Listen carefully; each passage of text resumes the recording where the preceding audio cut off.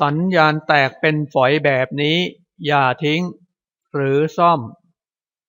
อาการนี้แก้ง่ายมากๆครับสังเกตสัญญาณจะแตกเป็นแหลมๆออกมาเยอะมาก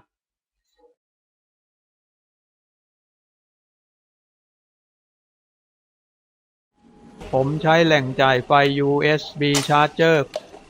ของ Samsung รุ่น EP-TA20JWE ไฟออก5โวลต์2แอมป์ผมจะลองเปลี่ยนแหล่งจ่ายไฟเป็น USB Charger ของ Huawei รุ่น HW-050200U01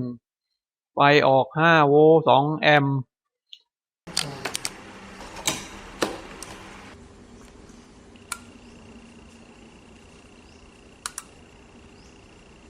อาการแตกแหลมก็ลดลงอย่างเห็นได้ชัดครับ